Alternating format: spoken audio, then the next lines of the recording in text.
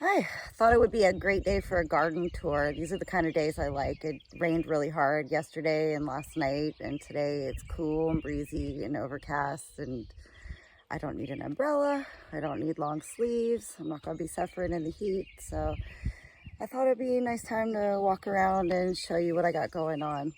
Um, this garden, I have several, but this is my special baby. It's actually a hugelkulture. If you don't know what a hugelkulture is, it's kind of an old practice of growing where you would pile up brush and logs and other like compostable biomass to create a plantable space. Um, so I don't know where it originates actually, but it's a European method of growing. And what they would do is pile up logs and brush and cover it with dirt, and you'd have these like large kind of triangular mounds that would be your garden. Now, when I moved here in 2020, this land was just completely unloved, we'll put it that way, but I was happy about that because it was a blank canvas. And where I'm standing right now, which is my precious, precious hugelkulture garden, was a massive brush pile. It had trees growing out of it. It was obviously somewhere that whenever trees were cut down or brush, they would pile it here and try and burn it down. And you could see where in several layers it had gotten burned so far. And then it's very moist under here. It holds a lot of water, so it could only go so far. So then it would get piled up again, burned off again, and it really never took care of the issue. So when we first moved here, I wasn't sure where I was going to put my gardens, and I was sure that I wanted this big ugly brush pile gone. It just was thistles and nettles and everything you couldn't touch and didn't want to go near. And we were going to have to get some heavy equipment in to take care of that. And a kind of a happy accident happened. I had a friend come with a tractor and kind of plow up a couple spots for me where I didn't really end up growing, but it gave me like massive chunks of sod. So then I got to thinking, you know what? I'm going to turn that giant area into a garden. That's where my garden's going to be. So I got to work, and the first year was a very small, like 8x8 garden. And what I did was I turned all the sod upside down on top of a bunch of cardboard, and I layered it with straw. Then I layered it with more dirt that I had ultimately had to purchase in a large load because there wasn't any. And then I started my small garden on that, which was huge to me coming from Toronto and just having a couple little raised beds. And each year it's grown, and it's now, I'm saying at its final size, it's 20 by 40. And I worked very hard on this garden this year. I fenced it all in. I got a bunch of cedar posts from somebody local, and I sunk them all myself and put up a fence, put up some arches, made some really nice little arch tops and a gate. And this is my sanctuary. So I'll take you around. I'm going to start at the back portion, which is new to this year. So it's actually even a little bit spongy because I've planted right over top of the last bit of brush that was here. But everything that I've put in is really growing well. I always, when I start a new section of this, I go into it with zero expectations, because what I'm really trying to do is build up the soil and, make it plantable for years to come.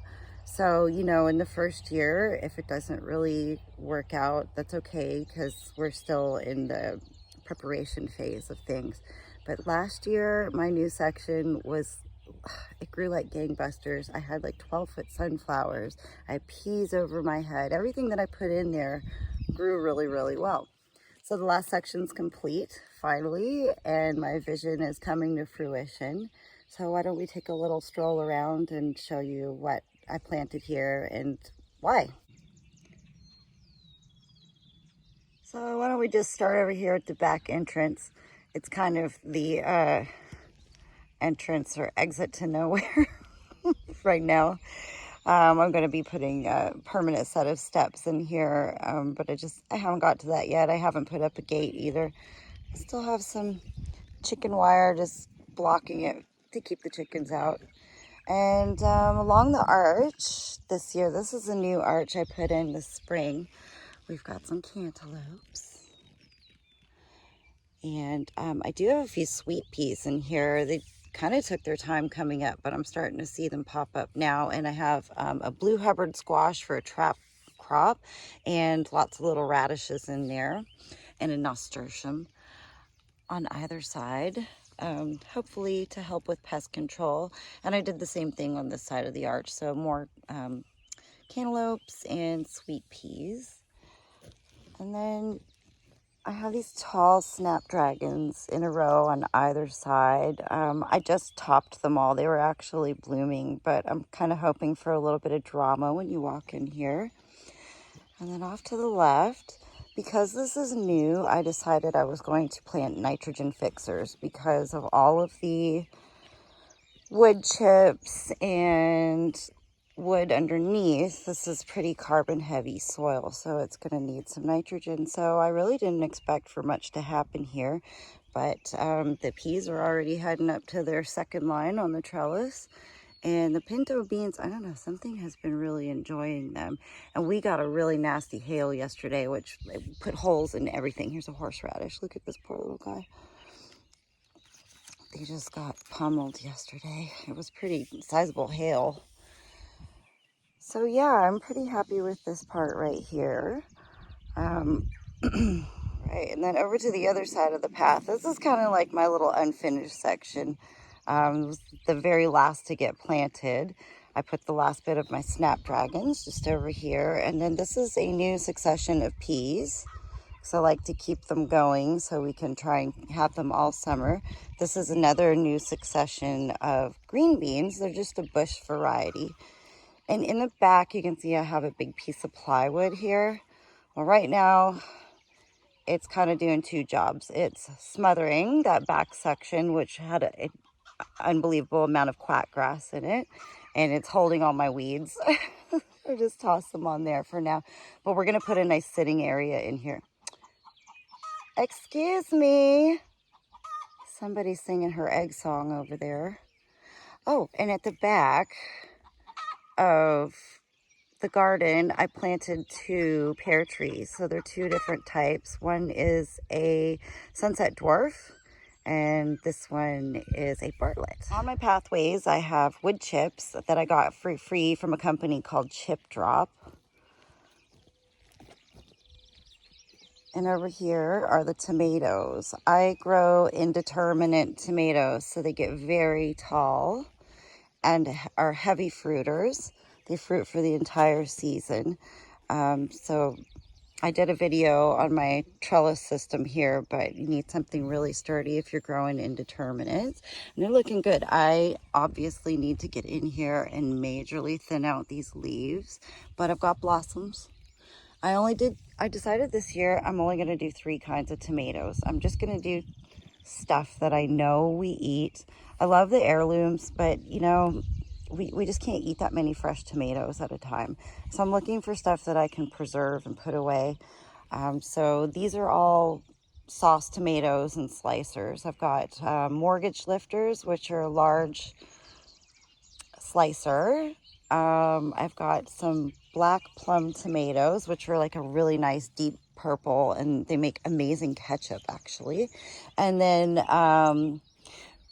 regular old aromas, which you know are tried, tested, and true.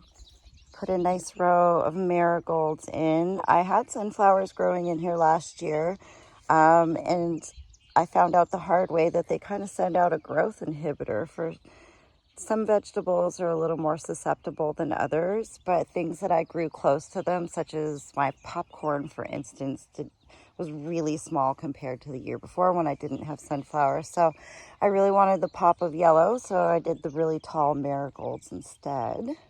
And I have a little mint plant growing. I know some of you are gasping that I'm letting it go in my garden, but you know what? I chop it off regularly because I use a lot of mint, and I just pull out the pieces that are you know, moving on to where they shouldn't be. And over here on the other side, I've got another row of tomatoes and some hollyhocks that I planted the year before, and they're a biennial, so I didn't get any flowers last year, and they were very short, but this year they're already over my head, and these are black hollyhocks. They're so cool. They're already blooming in the front of my house, but these ones are a little slower for some reason.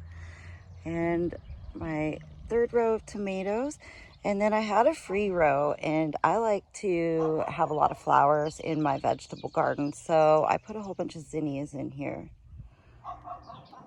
There's also a lot of weeds, but try and stop them. And then in the middle section here, this is a bush variety of beans, and I believe they're called Royal Burgundy. I grew them last year, and I got a ton of seeds from them, seed beans, and they make the most beautiful purple flowers, and then they make the most beautiful purple beans. And when you cook them, they turn green, so they just look like regular green beans. Yeah, they're pretty cool. We really enjoyed them last year, and I thought I'm gonna do them again. And then in the middle, this is just kind of a little bit of eye candy. I've got a big canna, a few of them actually, planted in the center here. It looks so ragged because it got hit with that hail yesterday. And then I've got these beautiful cosmos. They're kind of like a really light pink, and some of them are white, but they're called snow puff. I tried to plant everything kind of like blushy pink or white in here. So I do have some, these zinnias haven't bloomed yet, but they're a cactus zinnia, and they're like the prettiest pale peach. And then these phlox are called cherry caramel phlox. And the canna itself is actually a coral color, but I just love the color of the purple leaves. And there's also an asparagus in here. I don't really eat asparagus, but my husband does, but because I don't eat it, I tend to ignore it out here, and it just goes to fern. And my next patch is onions, mostly onions.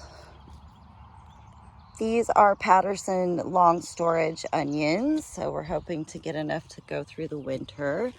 I have a row of time bomb peppers in here, and I've never grown these before, but I love them pickled or stuffed with feta cheese, so I'm hoping to get a really good yield. I seem to have lots of peppers on there so far. I started those indoors in January. And then calendula. I make a lot of calendula tea. I find it helps me sleep, and it's very relaxing. This particular variety is called porcupine calendula, and I think it's so beautiful. Actually planted a hunk of it with some phlox that I'll show you in a minute, and they are so beautiful together. More peppers. Got it over here. I think these are called they're either called red roasters, or I think some people call them witch's noses. Here's a big one. Look at the size of that. That's a nice one. Anyways, they're just a red sweet pepper, and they're amazing for roasting. Thai chilies over here. I didn't do too many of those because, I mean, how many of those can you handle? And these are dwarf French marigolds, and I've stuck a few hostas in here just to make it look nice. This was kind of a difficult area of the garden because there was a few like actual logs in here that I just couldn't get them out, and I didn't really want to, so I just kind of tried to feature around it with rocks and chips and hostas and stuff. And then over here, this is my other onion patch, but it looks like my son and I missed a couple potatoes in here last year, so it's turned into a full-on potato patch. So hopefully, I know I've read that onions and potatoes don't grow well together, but everybody seems to be doing okay. So we will see how the potatoes do, but they are really tall already and full of blossoms. And I actually see somebody in here that I don't want. Who is it? It's a beetle. You know what? I keep this little container of soapy water. It just follows me around the garden because I don't spray. I don't mind walking through and picking out these little pests and just getting them out of here. So this guy's gonna take a soapy water bath. Where is he? Where are you? Bye. Now this over here is a volunteer. It's a natural or native plant. This is a loosestrife, and it makes the most beautiful purple spiky flowers. So I just let it grow because I love my cut flowers, and I just have a patch right here. It's kind of in an inconvenient spot right in the middle of my pathway, but I don't mind. And then here we are to the second arch already. And this thistle is not supposed to be here, but it is for now. I've got some dill scattered. I like to scatter dill around everywhere because the butterflies really like to lay eggs on it. And here I'm growing loofahs this year. I haven't had a lot of success with loofah in the past, but I started this in January this year. So hopefully I can see we've got some little ones on there. So I have high hopes for loofahs. And then just a couple patches or a couple rows of golden beets and red beets. Here's the phlox and the calendulas together. Like, how beautiful is that combo? Some more marigolds along the edge. Some more cosmos. And then on the other side, I've got this beautiful climbing rose. Oh, it's starting to rain on me here. Some aster. More peppers. We have bell peppers. Oh, got some good size ones on there. These are more of the red roasters. Oh my gosh, this one's covered right up. There we go. And some coxcomb, which I just cut the other day, so it's not very showy at the moment. Well, the rain ended up getting me. Had to leave. I hope you guys enjoyed this and you join me again for the next video, whatever it's going to be. Oh, hi, Louise.